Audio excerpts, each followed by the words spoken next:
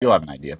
Yeah. All right, ladies and gentlemen, my name is Stephen Guerin, and this is our first installment, our pilot episode. It's three dudes, three high school friends, known each other for a long time, just talking sports, whatever we want to talk about. And today, I want to introduce myself. I'm Steven. This is awesome. I've always wanted to do this, always wanted to do podcasts, anything like that, get into broadcasting. So this is definitely our first leap into that. I'm currently in Cleveland, Ohio, as you can see, as a huge Cleveland sports fan. I always love debating, love talking about this kind of stuff. So let me go ahead and introduce myself or introduce you. These gentlemen are my co-hosts. Whoever wants to go first, I don't know which one. Charles, go ahead. All right, I'm Charles Jernigan here from Grand Junction, Colorado, representing really anything Seattle or anti-Colorado outside of the outdoor life there. So yeah, I just always wanted to do a podcast. I tried it once and didn't turn out too good. So hopefully this runs way better. All right. Hey, what's Go up? forward. My name's Chris. Living here in Washington, hating on Seattle any chance I get. That's fair. Every So this could be fun. Booty, Packers or everything. Man, this is my first time doing anything like this, so it'd be pretty exciting to see how this turns out. Cool. And Ford and Steve have huge college insights into all the college sports as well. In terms of our expertise, mine definitely doesn't span in college. So Yeah, in terms of expertise, of course, football, probably baseball, hockey. I love my hockey. We're actually going to get into some hockey news later on, which is actually pretty exciting. That's kind of where my expertise go. Of course, Ohio State, any kind of Cleveland sports. I do follow the Rockies. They're a big part of my influence, of course, in terms of sports. And really, that's kind of where it falls. Where are you guys, like, in terms of rankings, kind of what your knowledge is, what you are most passionate about? Where are you guys at? go for it, Ford. I'm gonna start following hockey. Seattle just got that hockey team up here, so that's be pretty exciting. Been a couple of the juniors games up here, and those kids are pretty good. So hopefully they get drafted on the team. I think the Thunderbirds. Thunderbirds. Yeah, Yeah. the Thunderbirds. Yep. And then I don't know. I'll follow some baseball. Oh yeah. You're a Dodgers fan, right? Yeah, Dodgers. Yep. Yeah. Dodgers, man. And always has been. It's not a bandwagon thing. He's always been a Dodgers fan. Yep. Yeah. Follow all the good teams. You know what I'm saying? Yeah, all the good teams. Yeah. Green Bay Packers, Dodgers.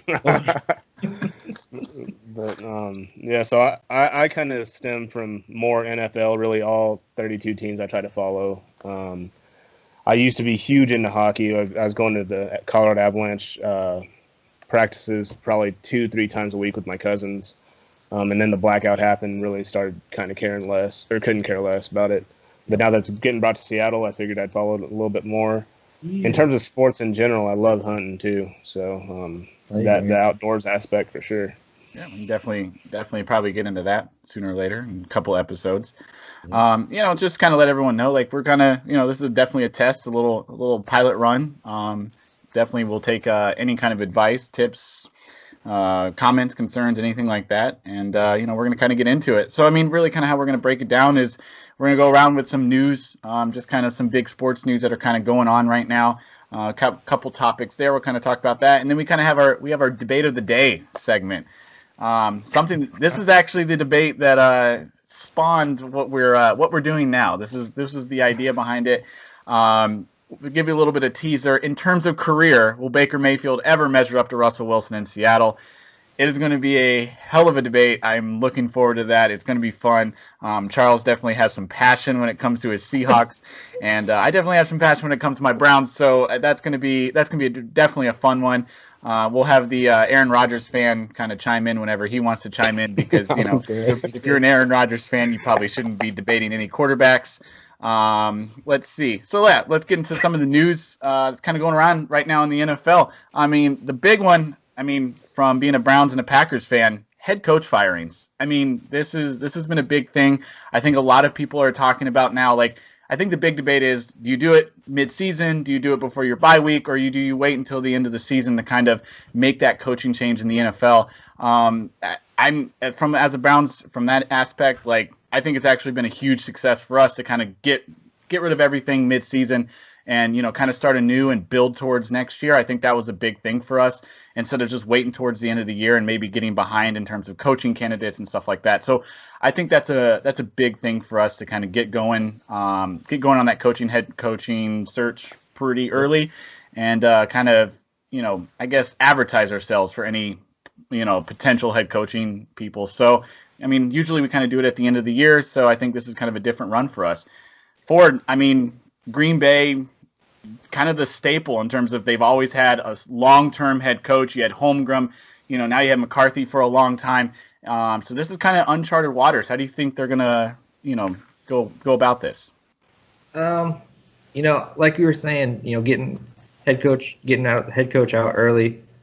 Trying to get a head coach before the season ends, and then so you have all that off season to develop. I think it was a smart move not keeping McCarthy the whole rest of the season. I mean, it just would have been worse and worse and worse between Rodgers and McCarthy. They've been battling for the past couple seasons now, and this season was probably the worst. And you could see, a bad play would happen, and Rodgers would just look over at McCarthy and be like, why'd you call that? Gotcha. So hopefully our QB search or our coach search goes well. I really would like to see Mike Pettine get a chance. Former Browns head coach. Yeah, Mike Pettine. Yeah, that's a big one. What's your reasoning behind that? Our defense has been really solid this year. Compared to previous seasons, I think he's got a lot to do with that. Okay. Yeah, Charles, go ahead. So I'll kind of bring out the all coach aspect. I think that there's a give or take, 10 to 13 coaches that are kind of looking maybe not so good. First, there was Vance Joseph. Broncos are on a kind of a win streak. John Elway's been one of those guys who doesn't really care for change much. So if things are rolling, then he will definitely keep it going. I think we need to talk about John Harbaugh leaving Baltimore. That's inevitable. Marvin Lewis his time has to be taken, man. 0 playoff wins. I have never seen a guy go 8-8 consistently and get 5-year contract extensions more than him. That's insane to me. Yeah. High plays, man. Yeah, right.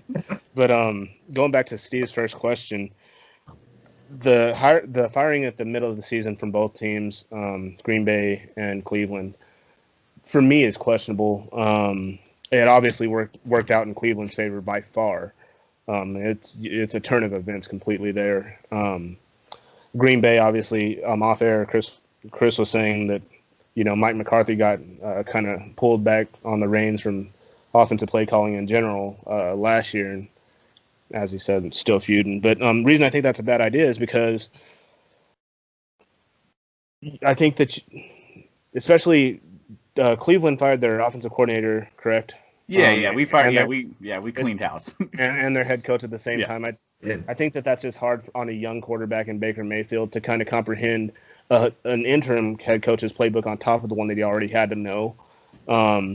But I mean, it's obviously working. It's clearly working. Green Bay, I mean, you guys probably aren't gonna make the playoffs. Why not just ride McCarthy out and save the front office problems until the end of the year when you guys can kind of tackle it efficiently? I believe that's my take. Yeah, I think there was two different scenarios, especially with Green Bay and Cleveland. I mean, with McCarthy, I think it was one of those that just became stale. It became time to kind of move on. I think Green Bay fans thank him for what he did. Like, he brought a Super Bowl there. But I think it was just the constant expectations of, hey, Aaron Rodgers is your quarterback. I expect playoffs every year. You're a Super Bowl contender every year. And I think just falling short of that consistently and never really kind of getting over the hump again after they won the Super Bowl, I think that's what hurt McCarthy the most. I think in Cleveland, Freddie Kitchens, our new offensive coordinator, I mean, he's been doing a great job with Baker Mayfield. And I think you said something about maybe it being too complex for him to maybe switch over. But I think what Kitchens has done is actually simplified it a little bit more for Baker, played to his strengths. I think we're trying to, fit a square peg in a round hole with Baker and Hugh Jackson's offense and Todd Haley's offense. I think they just simplifying it and making just and our younger guys are having better games, right? So like Antonio Callaway, rookie receiver, right? Didn't even play last year for the University of Florida, was suspended, right? So I mean he's coming off a year off of football, coming into the NFL. And wow, that's a big one. Paul Goldschmidt just got traded to the Cardinals from Arizona. Oh my gosh! Wow, literally just popping up on my phone from ESPN. Carson Kelly and Luke Weaver. Wow. And Andy Young. Wow. Okay, wow, that's actually huge. Look at that! Look at that! Live, doing it live. Big news coming up. That's freaking awesome. That's it must be meant to be. But yeah, back to kind of what I was talking about, Baker, and just kind of the offense and what the Browns are doing. I think Hugh Jackson was a cancer in that locker room. I don't think the players wanted to play for him. I think very similar in Green Bay. I think the players just kind of stopped caring about McCarthy and just kind of were just like, hey, we're not listening to you. And I think sometimes in a lot of franchises, you need that new voice. You need that new leader, that new voice to kind of come in and kind of, get the troops going again. So I think you're definitely seeing that in Cleveland with Greg Williams. I mean, he's a pretty hardcore coach. I mean, as you can see, remember from Bounty Gate in New Orleans, kind of everything that went down over there, like, and kind of the bad relationship that he has going on down there. But I mean, I think it's good for teams to kind of get a fresh start, and I think that's huge for doing the mid-season one. You want to guys next topic or anything? Any last words on that or? Yeah, these guys are gonna lose their job real quick. Being factual, Adam Gase, Sean McDermott's out. Pat Shurmur, Steve Wilkes, and Dirk Cutter as well. I think I don't think so. I think Shurmur is going to get another year. I think they're kind of rallying right now. The Giants. I think they're playing good football. I mean, they just they beat the Eagles, right? They lost. No, they lost. Who they just beat? Who they play? They did beat somebody. God, I can't even remember. But I mean, no, OBJ had that big freaking touchdown throw. I can't even remember. But yeah, like I think Shurmur's going to do it. I think you're right in Miami. I think they need a change down there. I think they need a quarterback change too. I don't think Ryan Tannehill has ever been the answer down there. Yeah. Michael Bennett once called him the best athlete at Texas A&M. Well, there you go. Yeah, the wide receiver that got converted into a quarterback, and exactly that's another square peg in a round hole. Exactly. Yeah. Let's move on. Urban Meyer leaving Ohio State.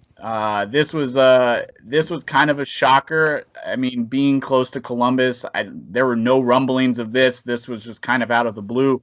Him just hanging it up and saying no more coaching.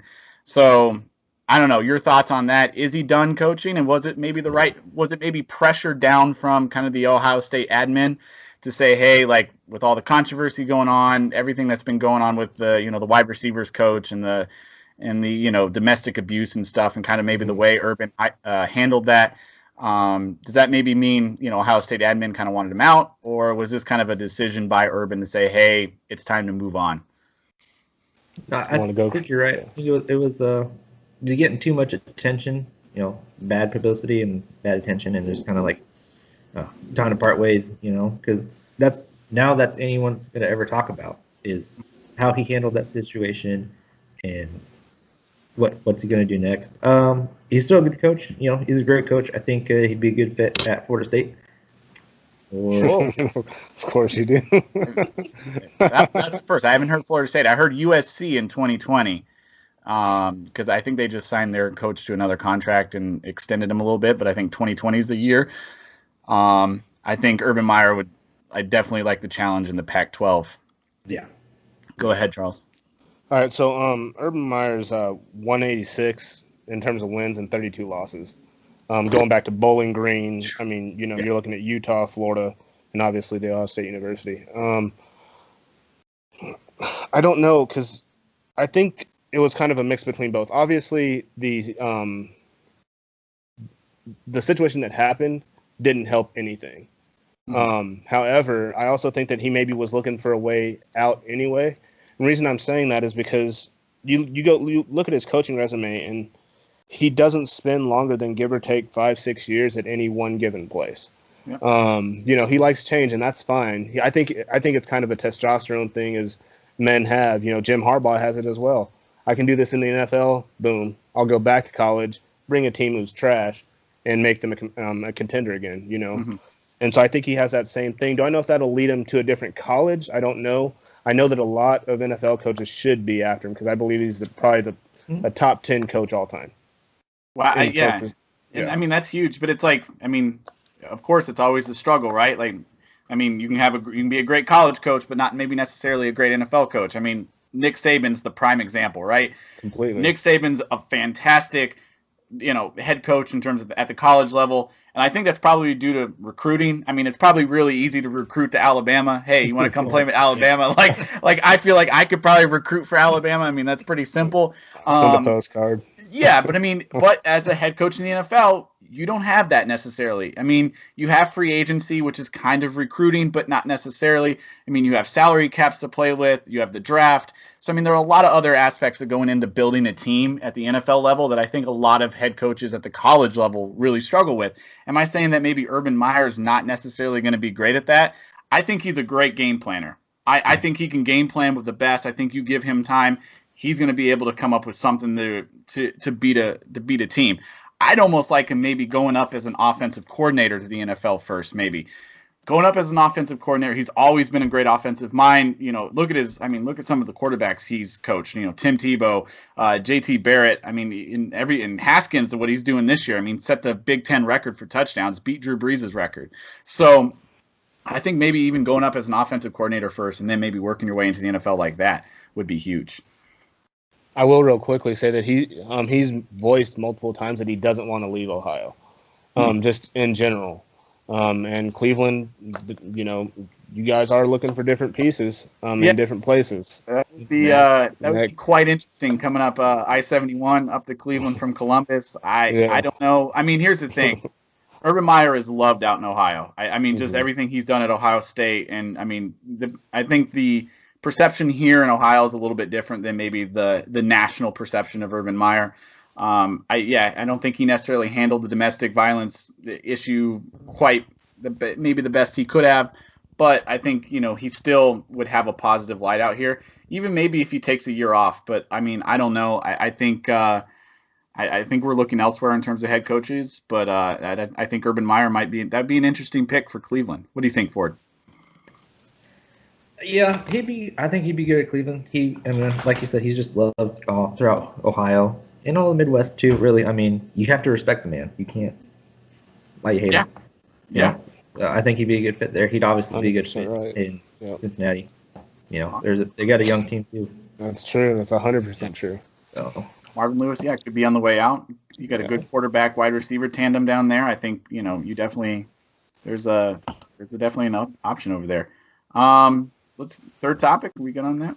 I think Cincinnati, real quick, since you just brought it up. I think Cincinnati needs to clean house completely. Yeah. The red rifle or whatever it is, they need to get rid of them. It's sickening, man. I don't think they need to get rid of Andy Dalton. I think Andy Dalton's a fine quarterback. I think he's just. I mean, he's not a winner. Andy Dalton right now that you could possibly go out and get if you're Cincinnati. Tim Tebow in 1 year in Denver has more playoff wins than Andy Dalton has in how many years in Cincinnati? Is that necessarily Andy Dalton's fault? Yeah, it's someone's fault, and he's been there the whole time. He's played in the toughest division, arguably, for years now, right? Look at the teams that he's had to go against for years, right? He had Ben Roethlisberger in Pittsburgh. You had Joe Flacco in his prime in Baltimore. Is it necessarily his fault that he's been struggling? They don't necessarily. They're not helping him. But with the streaks that Cincinnati has, they should be going 10-6 or 11-5 every year, and those losses should be in division. I can see that. Yeah, they have probably the top 3 defensive rookie of the year candidate on their defense. They have Vontaze Burfict, who's causes as much havoc as anybody at the linebacker position. He probably should be kicked out of the league, but that's another topic for another day. That's true. And then they've always had a steady defensive line and steady outside back or DB field. So I think you're completely right. I mean, Cincinnati's kind of they haven't succeeded maybe as much as they should have, but I think a lot of that goes to who they're playing every year. I mean, you get Pittsburgh and Baltimore, 4 games out of the year, that's really, really tough. And I think now that Cleveland's on the up and up, like that division's going to be scary to play in. And I don't think anybody's going to want to play the AFC North, really. Go ahead, Ford. No, you're good. I'm good. Yeah. All right, cool. All right, let's get into some hockey news. This is actually pretty fun. This is awesome. The 32nd franchise in the NHL now. The Seattle question marks. We'll get into kind of some name speculations here in a little bit. But, I mean, I think this is an awesome move by the NHL. I think Seattle's a great sports town in general. They really do support their teams great. I mean, as you can see with the Seahawks and the Mariners. I mean, the Mariners and they're doing some things that maybe might, they're pissing off their fans a little bit. But I think it's great for Seattle. I think it's great for the NHL. I think you have the natural rivalry with Seattle and Vancouver, which, I mean, that's going to be fun. I think that is just going to be so fun to see that. Just those two teams kind of going at it. I mean, Vancouver, talk about a rabid fan base. I mean, they burned down their city after a Game 7 loss in the Stanley Cup Finals to the Bruins. So, I mean, I can only imagine what they're going to be like with a natural rival, right down the road from them. Charles, I mean, you're the Seattle fan. Ford, you're living there pretty much. What does this mean for Seattle? Go for it, Chris. Oh, it's going to be insane. Economy-wise, it's going to be a huge boost to the economy. I don't agree with keeping the team at Key Arena. It's really small. Gotcha.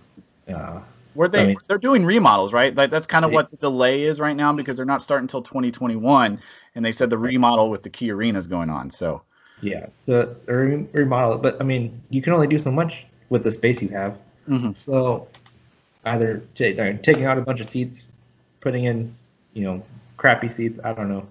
It's going to be difficult. Do you know the capacity of Key Arena? I think right now it's like 17,400 and some odd seats. I mean that seems pretty average in terms of most NHL arenas. I mean, I think like United Center in Chicago is the largest. They have about 21,000. So I mean, really anywhere from that kind of 17 to 20 range, I think is pretty normal for an NHL franchise. That's fair, but in that Pacific Northwest area, you're going to be getting 3 states right off the bat that are trying to go to those games. That's fair. Yeah. You're talking Eastern Idaho, you're talking all of Oregon, and you're talking the majority of Washington. Obviously, those closer up to the Whistler, Canada area, you're probably going to stay with the Canucks, maybe. But so that's it's something to talk about. But I also know that Russell Wilson is advocating for Soto Arena to be built in place of Key Arena, to Chris's point, and that should have happened. So I would be interested to see how the whole thing lays out because it is supposed to be at Key Arena, but I think that there's some late things in the works that could probably change some things. And yeah, I think that 2021 date I think is an interesting date because they, from what I heard, officials for Key Arena said, hey, 2020 it will be done. They were even talking about, hey, like even if we have to, they'll start out on the road for maybe the first month of the season in 2020, and then once Key Arena is ready to go, they can open it up, and they can kind of mix around the schedule a little bit. I think this could be a test run. Actually, I think the NBA wants to go back to Seattle, right? Like, yeah. I think the NBA wants to do that. They want to see the Supersonics. I think everyone kind of wants to see the Supersonics back. I think that they were robbed of a franchise. But yeah, I think this is kind of a test run to see, hey, like, can this succeed? Very similar, kind of maybe the Golden Knights, because right, like the Golden Knights go to Vegas, they're super successful. What's the next domino to fall? Here come the Raiders to Vegas, right? So like, I think that's going to be kind of a trial run to see maybe, hey, can we get enough people in these seats? And I think they will. I think they're going to sell that building out every single night. Yeah. Without, I mean, I think Seattle fans just they know to show up, they know to support their team. So I think that's awesome. I guess let's get into some fun stuff. Names. What Charles, you have a couple of the list of the names, the potential names. Can you want to read those off for us? Yeah. So Sports Illustrated just posted this today, as a matter of fact, and the first one on there is the Seattle Totems, which Chris seems to like. Then the next would be the Seattle Emeralds. I'm just going to kind of run through these. Yeah. The Seattle Rainiers, the Seattle Sockeyes, the Seattle Kraken, the Seattle Renegades, which if you're a Jeep fan, that's pretty cool. Nope. But Seattle Sea Lions, Nope. Seattle Seals, which I don't agree with either. Those shouldn't even be on the list. Seattle Evergreens, Seattle Whales, Seattle Cougars, Seattle Eagles, and Seattle Firebirds. Interesting. And real quick, the LA Spark just hired Derek Fisher as their head coach. Oh, So that's maybe something to think about in terms of the WNBA. yeah, that's actually that's big time news actually. Yeah. I mean, kind of a bigger name guy kind of going to the WNBA to coach. Yeah. That's actually pretty interesting. But I mean, I don't know. Back to these names, like first off, Terrible. I think the NHL like really they screwed up with the Golden Knights. Like they need the ultimate redo, like the ultimate redemption story. Like they had so many cool things they could do for Vegas, right? Like the Aces or like anything to do with anything Vegas, but they went with the Golden Knights and like man, like they screwed up. So here you go, NHL. Like this is your redemption story. Like don't do something stupid with the Seattle name. And there's about 10 of those names that are completely dumb. The original franchise back in 1914 in Seattle was the Seattle Metropolitans. That was I believe it was. Yeah, it was the Seattle Metropolitans. Please God, not the Metropolitans. like that one could be bad. Like I don't know. I like some of them. Like I really like the Krakens. I actually saw a logo of somebody like a fan made design of the Krakens. Ford's not a fan. I think it was cool. It was like a friggin' octopus holding a stick. I think there's a lot of cool things you could do with that. You could throw octopus from the stands like Nashville throws catfish. So like I think there's a lot of potential, a lot of branding there. I think totems is cool. But I mean, and we live in that PC world. I don't know. Someone might get offended by totems. I don't know. It could be bad. Here's my thought about totems. I like it. It's there was a junior team out here in Seattle called the Totems. It's a good nod to them. And then obviously all around, Northwest Indian tribes and totems everywhere. I think it's a good nod to them too. Mm-hmm. And you're even off the reservation, you'll see totems everywhere. So I think it's a good thing.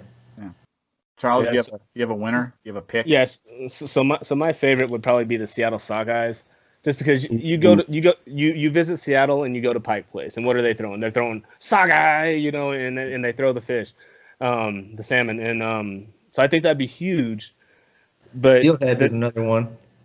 Huh? Yeah, Steelheads. That'd be awesome. Kind of like the Cutthroats down in Denver. Yep. You know. They didn't last long. No, they didn't. Yeah. So, and the two that you guys said are fantastic as well. But yeah, no, I think it's gonna be interesting. I think it's gonna be fun. I mean, that's a ways off. I mean, that's 3 years off now. Yeah. In terms of kind of how things are going. I mean, the NHL's already even talking about maybe adding another team. I think 32 is enough. I think 32 is just that nice round number. I mean, the NFL's kind of landed on 32. The NBA is kind of lacking. They're at 30 right now, but I think the NBA has a talent issue where I don't think you could field enough talent to have 32 teams. I think in hockey, you can definitely field and get that parity with 32 teams and kind of have everyone have their own shot. So yeah, I think that's big. Like I said, I think the Kraken, that'd be the name, man. And of course, they're gonna have to be dark blue and lime green colored. If that's not their color scheme, like they're gonna mess up again. Like you need to have that lime green somewhere in there. I think that's just become a Seattle staple. Like that color has just kind of been known for Seattle. Is just that lime green. So I think they're definitely color scheme wise, you got to get the lime green in there. Awesome. That's awesome. All right, I think we're pretty much good with the news. I think we're kind of ran through that. We went a little bit longer than we should have, but that's okay. This is all. It's all the real first quick episode. Yeah, go ahead. Last sports news that I have for you guys, outside of our debate, is that since 2000, the Buffalo Bills have actually had more adult toys thrown on their field than they have playoff appearances. So that is maybe something to look at. Not really, but I just wanted to make everyone laugh. I hope I did it. Huh? There were three. There were three that were spotted. Yes. Wow. During the Patriots game. Interesting. Monday night. Wow. Classy move by Buffalo fans. Yeah, I mean, Bills Mafia. There it is. Bills Mafia showing up. I mean, we're jumping through flaming tables and throwing adult toys on the field now. I mean, I guess there's not much to do in Buffalo at this time of year. I'm moving there. With all that snow. Yeah, you're buried in snow, and yeah, you're throwing adult toys on the field. Thank you for that interesting stat. That should be a segment. Interesting stat of the day. I think that's find some kind of obscure stat. Yeah, I'm definitely down for that. Thank you. Like OBJ has more 40-yard touchdowns than freaking. Yeah, that's true. What's his name? Eli, thank you. He's irrelevant. Don't worry. Eli Manning's the most irrelevant quarterback in the National Football League. No one cares about him anymore. He's old. He can't throw it. They probably win more games with Odell Beckham at quarterback than Eli Manning. Right. Good point. I'm on board with that. That'd be tough. But all right, we'll get to our debate of the day segment. This is something Charles is revved up for. We've been talking about this for about a week now. I mean, it's gotten a little fiery. He loves his Seahawks, and he loves Russell Wilson. I love Russell Wilson. There's definitely there's a lot to this debate. It all started. I mean, and we'll go back to the question in terms of career. Will Baker Mayfield ever measure up to Russell Wilson in Seattle? This all started by me pretty much coming out and saying, I believe Baker Mayfield is a better pure passer, pure thrower, better arm talent than Russell Wilson. That's all I stated. I didn't say he was better. Didn't say he didn't have the intangibles, which I believe in terms of the intangibles and that it factor, I believe they both measure up the same. I think they're different style leaders. I think Russell's he's a great leader. I no doubt about it. I mean, that man should run for president, for God's sakes. He is such a good leader. I mean, he can rally that team. And I think Baker can do the same thing in Cleveland. You're already starting to see the culture change in Cleveland with just the infusion of Baker Mayfield's energy into that franchise. So I think in terms of the it factors, I think they're right there. Of course, Russell Wilson is more polished. He's 7 years in. He's an MVP candidate every year. He's rookie of the year. I mean, Charles can probably list off all his accomplishments pretty much a lot better than I can. But I think right now, if you fast forward 7 years, this is my stance, Baker Mayfield will be a top 3 quarterback in this league 7 years from now, just as Russell Wilson is right now. Charles, opening argument here. All right. So I did a little researching, and NFL execs don't even think Russell Wilson's a tier 1 quarterback. So, I guess you have a little bit more fire than I would have thought. But his TD to interception ratio is damn near every bit of 3 to 1, which is third all time, obviously only to Aaron Rodgers and Tom Brady. He has the second highest pass rating of all time. It's comparing, I believe, apples to potatoes. Oh, terrible. But no. But what I mean by that is both have their beneficial pieces. It's just you kind of have to cook a potato. You know what I'm saying? You can just eat an apple, and Russell Wilson's that apple that you can just eat. Baker Mayfield, I think, is going to take 3-4 years to get to where Russell Wilson was. Russell Wilson's sophomore slump was a Super Bowl win. Russell Wilson's next year was a 1 yard away from 2 Super Bowl wins. And people have always said, oh, well, he has the defense. He has the run game. And so, I think those are all viable arguments, right? He had a once-in-a-generational type defense, right, with, three possible Hall of Famers in the secondary? Alone, yeah. Right? Just alone in the secondary, you had 3 possible Hall of Famers. You had a great linebacking core. You had a front 4 that was absolutely just devastating. You had probably maybe a Hall of Fame running back in Marshawn Lynch. I think that's kind of up for debate too. But you had Marshawn Lynch in his prime. You had a defense that was once in generational. And I just don't think Russell Wilson, those first couple years, and I think you're seeing it now, he benefited so much from a great defense early on in his career that he didn't have to throw it 40 times a game. He didn't have to go and make the plays because guess what? They were in the lead or they were able to hold leads throughout most of the game. All he had to do was turn around and hand the ball off to Marshawn Lynch a lot of the times. He didn't have to go out and win the game. Now, the last couple years, as that defense has kind of fallen off, it's not as great. I think we can all agree on that. They they have now put more on Russell Wilson's shoulders, right? And look what's kind of turned into it. They're kind of an above average 500 team, which, I mean, he put up great MVP numbers last year. I mean, I think he should have won the MVP. I think he was that important to that franchise.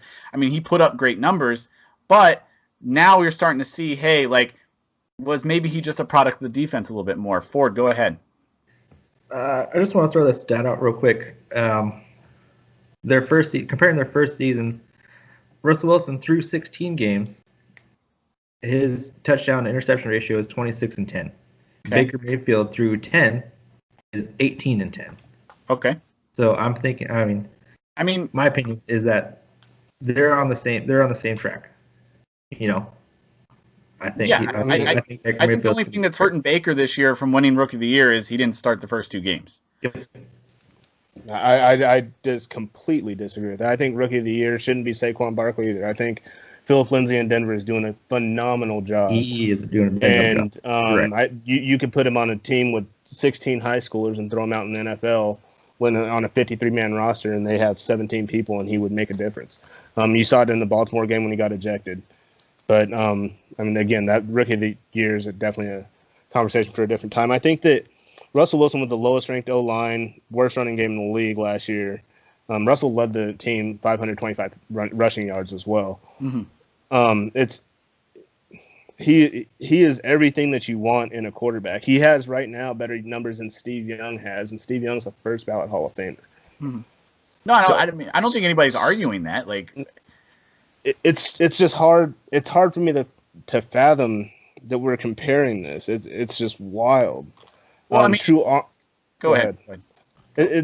You can't blame the guy for not having for having a great defense, and it's not like we plucked those guys kind of like Denver did, kind of like the New York Yankees have done their whole life. Just kind of, oh well, I see that this team's winning, so let me go buy this player, buy this player, buy this player. Seattle did that. There's 23 out of 53 on the 2013 Seattle Seahawks team that were undrafted free agents. Mm-hmm. Russell Wilson's draft class was graded an F, the lowest that a Seattle draft class has been graded since Aaron Curry. Obviously, that worked out well. So it's like they weren't supposed to be good. So I'm sorry that he doesn't have to throw 40 times a game. You know what I'm saying? He's a benefit of his environment. You know that's fair. Yeah. But I also think that in every single game that I've seen, you look at the Deshaun Watson Houston Texans game last year. Both quarterbacks just lights out. Honestly, one of the better games I've ever seen in my life. Mm-hmm. Russell Wilson, there was no defense. You look at a couple years ago when we had Cam, when we had Earl, when we had Richard against the Pittsburgh Steelers. Russell Wilson engineered a overtime win in which Ben Roethlisberger, I think, threw for over 500 yards. This year alone, we've given up to 3 different people 200-plus yards. Okay.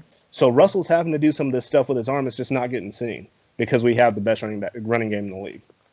Yeah, I mean, you kind of have a 3-headed monster going there, right? I mean, just you kind of have that good cycle. And I mean, that's what Pete Carroll's been known for, right? Is having a great running game. And it makes everything easier as a quarterback, right? If you have a great defense, if you have a great running game, it takes a lot of pressure off as a quarterback. You don't have to do necessarily as much.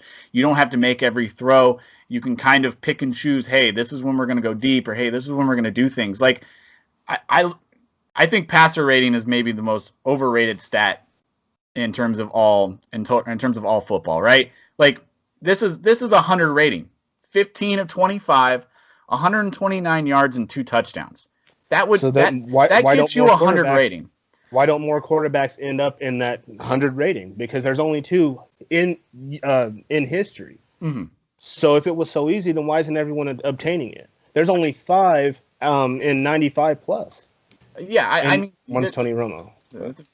Tony Romo. Yeah, well, is Tony Romo better than Russell Wilson? I mean, not at all. Go off a quarterback, if you want to go off a quarterback, I think there's a lot more that goes into it. I mean, you can throw interceptions, you can do all that stuff, and maybe that's going to, of course, knock down your rating a little bit. But I mean, maybe you got to look at more the whole game kind of deal and kind of what's going on in there instead of maybe necessarily just looking at stats and numbers. And I get that's kind of where we're at in terms of in 2018 with sports. Everything's number based, everything's stat based, and if we maybe look at some of the other things that are going on, if you watch a Baker Mayfield game, look at it, watch it. Like this past game against Houston, absolutely terrible in the first half. Came out and threw for almost 400 yards in the second half. Now I get it, a little bit of that was garbage time, but like for a rookie quarterback to come back and have that kind of mentality in the second half after throwing 3 interceptions in the first half, like you can start to see, hey, like this kid's gonna be something special and he's gonna move on. And like I think him and Russell Wilson are a perfect comparison. Same kind of body build. I think Russell's of course a little bit more athletic, a little bit faster. So I think that's where I stand with that. I mean, Ford, you're the third one. You're the deciding vote, I think, on this. Like kind of how you feel and kind of maybe where we want to go with this. I just want to say Baker Mayfield, he's good. You can't knock the kid. He is an excellent quarterback, and I think he is comparable to Russell Wilson. You can compare him. This is his first season, and he didn't even start. Russell Wilson started his first season. Sorry, I'm sorry. Well, no, I mean, if you look at it, it's a very similar situation. Like, do you blame Baker Mayfield because his head coach maybe necessarily didn't want to put him out there? I mean, Russell Wilson beat who? Matt Flynn, right? Like, yeah. I mean, here's the thing. But look at it, like very similar, right? The Browns signed Tyrod Taylor, the Seahawks signed Matt Flynn, both like kind of veteran guys, or maybe going to be that stability as the young guy behind them kind of learns, right? Of course, Russell Wilson beats Matt Flynn out in camp, becomes the starter. The rest is history. I think Baker Mayfield beat out Tyrod Taylor in camp, beat him out in the preseason. It was by far, like, you could just tell the offense was better with Baker Mayfield. But I think head coaching, some of the organizational decisions kind of held Baker back a little bit more. And I think that's kind of unfair for him. Yeah, I mean, that's 100% fair argument. It's just, I don't know. It's hard for me to fathom. Baker is a transitional player, and he's honestly, watching him play is almost so pure. It's kind of weird. Mm-hmm. I will say that, but I've always been a turnover guy. Everyone has always gave me this argument: is Andrew Luck better than Russell Wilson? This, that, and whatever. And I've always said, it's not that Russell Wilson's more durable, which he is. It's not that he's won a Super Bowl, which he has. It's that he doesn't turn the ball over, rarely at all. You look at right now, 29-5. Mm-hmm. That's what wins games. It's not always that defense. If you're keeping the other team's offense off the field, then you're doing your job. You know what I'm saying? Definitely right. But I mean, you have to, like, even if you want to go into that, like, if you put Andrew Luck in the situation in Seattle, yeah. I mean, do they win more Super Bowls? Are they snowboarding? Like, yeah. I mean, do they succeed a little bit more with maybe an Andrew Luck instead of over a Russell Wilson? Like, do they open up the playbook a little bit more in those first couple seasons and maybe give Andrew Luck maybe a little bit more in terms of, offensive power? I mean, same thing with Baker. Like, I think Baker wins a Super Bowl with Seattle's defense. I think that's 100%. Like, if you put Seattle's defense on the Browns right now from their Super Bowl win, I think the Browns are Super Bowl contenders. Because guess what? Like, in terms of offense, like, we're pretty similar. And, then you just add that kind of defense. Like, I just think, not taking anything from Russell, great player, great quarterback, Hall of Famer, great talent, great guy, great human being. Like, too many greats, right? Like, we all know how good Russell Wilson is. But, like, if you look at 7 years from now, 7 years into the league, Baker Mayfield is going to be a top 3 quarterback. I mean, who right now really looks like is going to contend for that? Brady's going to be out of the league. Drew Brees is going to be out of the league. So now you got to start looking at some of these young guys, like the Goffs, Carson Wentz, Patrick Mahomes is another one. Deshaun Watson, right? Like, those are the core young guys right now that are in the league that are sitting there going, these are going to be your Bradys and Rodgers and everything 7 years from now. And I believe Baker's going to be right there with that top group. I just know I've seen Russell throw, 4 or 5 interceptions in a game and turn around and win. Mm-hmm. And that was in an NFC Championship game, which I'm sure Chris has seen. Don't talk about that. No shade, but it's there's some people have that it factor, and I'm not saying Baker doesn't, but I think he has that it factor, like beyond that it. Russell's is proven. So when Baker can bring, I told you before, I thought Cleveland should have went above 8-8 for sure, maybe even 10-6. I told you that at the start of the season. Well, if we would have fired Jackson to begin with, I think we probably would be 8-8, 9-7, probably looking at a playoff spot. Yeah. as much as I mean, that's fair. That's 100% fair because you look at the Sean McVay, Jeff Fisher incident. Jared Goff was garbage under Jeff Fisher. He gets Sean McVay and just, I mean, you see now. I feel it twice a year. Yeah. Hopefully not 3 times this year. But. Yeah. I mean, I think that's all. So it's all great. But I mean, in terms of quarterbacks right now, like, can you even put Russell Wilson maybe in the top 3? Yeah. I think you have to. Breeze, right? Yeah. Drew Brees, Drew Phillip Brees, Rivers, number 1, right? Drew Brees, Phillip Rivers, and Russell Wilson right now, today. No Aaron Rodgers. No Rodgers. No Brady. No Brady. Nope. I've seen both of them throw complete sparks of trash in a couple games this year. Yeah, you're right. But I mean, you just be judging them off of a couple games, right? No. But I'm saying just this year alone, just if I need to win a game, I'm picking Russell Wilson, and that's even over Drew Brees and Phillip Rivers. Reason being is because I know what he does. He has 13 more fourth quarter wins than any quarterback that's even close. It's 52, I think it is. But do you call? I mean, okay, that's more than what, Tom Brady, right? Yeah, that's more than anybody. But is that Tom Brady's fault that his team's not down in the fourth quarter? That he doesn't have to make that comeback? Not at all. Not at all. What I'm saying is, I just think that Tom and Aaron are on the. Aaron's kind of plateauing. We're gonna see how the coaching changes affects him. Yep. But as of late, I mean, I've watched him, and I used to be scared to face Aaron Rodgers. Literally, I hated playing him. He's I don't like his attitude, but B, he's a winner. He's a complete winner. He's always been a winner. Yep. And he's a gunslinger. Tom Brady, he beat you with his mind. But I'm not seeing that. So if I had to pick top 3, it'd be Phillip Rivers or Drew Brees, Phillip Rivers, and Russell Wilson. That's kind of biased, though. That's kind of biased. I will be honest. That's kind of biased.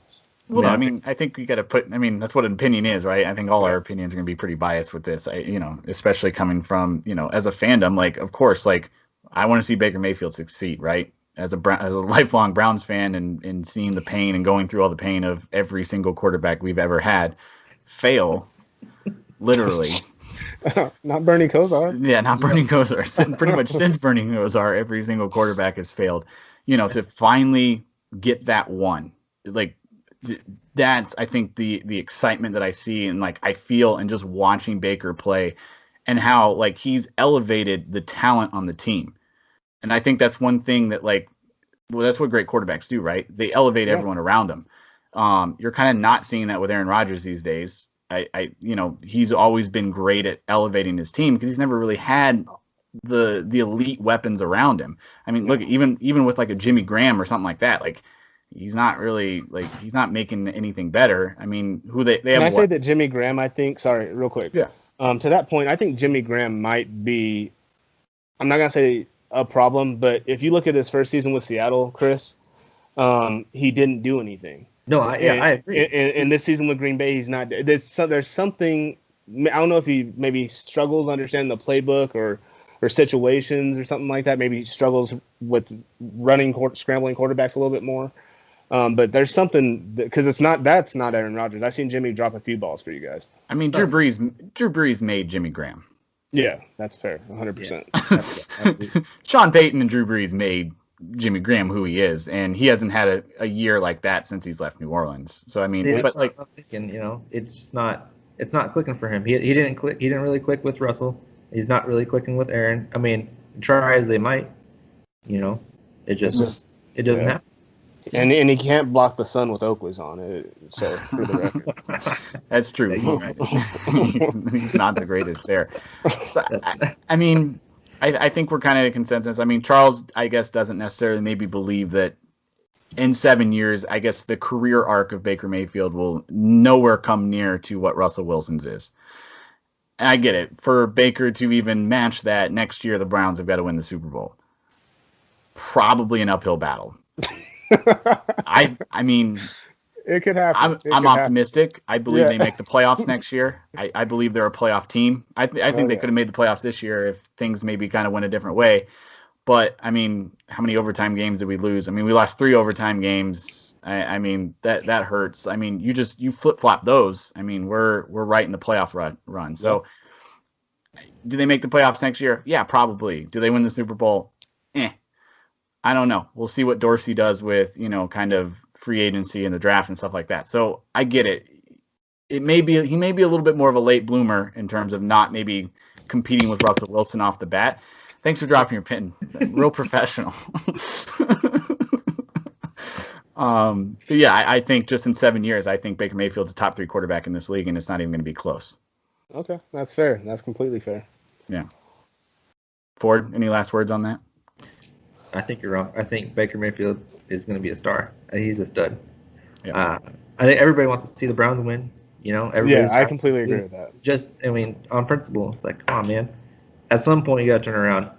Baker Mayfield is the guy who is going to turn it around. I see them going maybe number 2 in the AFC North next season.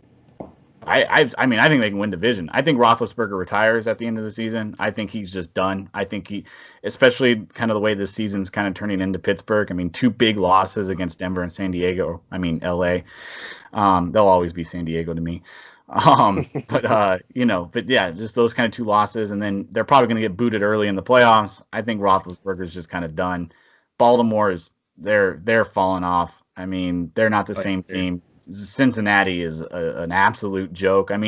Why the hell do you hire a coach that went 1-31 with a team? Yeah. Like, why do you hire him right off same the bat? week? Same week, right? So I don't necessarily believe in Cincinnati. So I think Cleveland's going to run the AFC North for a long time to come, and it's going to take a while for them to get knocked off. So Baker Mayfield's going to be the main reason for that. Cincinnati, if you guys are looking for people who don't have that great of a resume, I just graduated working on my master's in sports administration. So come talk to me. I will help you guys out. Awesome. Yeah, we're about 54 minutes in, which I think is a pretty good number. I think we can kind of make, an hour. Yeah, an hour long kind of deal. We can kind of keep this at an hour. So, last words. I'm going to do all the thank yous and stuff, but last words from you guys. Go Pack. I don't know what else to say. Bobby Wagner's the best middle linebacker in the game. 12 tackles, sack, forced fumble recovery, and a pick 6. Not even close. Luke Kuechly, I'm sorry. Mm-hmm. That's what you're going with. That's going to be your last Go Hawks. And go Hawks. There you go. I figured you'd throw that in there. Well, thank you guys. Thank you for coming out. Thank you for listening. I know this is kind of a pilot. It was a little rough. We got through it. I think we did a pretty good job. This is going to be getting thrown up on YouTube. We're going to get a YouTube channel up. We're going to get this moving. We're definitely going to be pushing for this to kind of continue to grow. So any kind of success, please like, comment, share, do all that stuff. We're definitely going to start pushing this out there. For right now, I think this is going to be kind of go Totems. Apparently, the Seattle Totems are going to be the name. This is going to be maybe kind of a weekly thing. We're going to kind of see how it goes, go on a week-by-week basis. And then definitely as we continue to grow, maybe we can turn it into, a couple times a week and kind of go forward from there. So thank you for everyone who's watched, who's listened, who's supported us. And thank you for coming out. Thank you, guys. Peace.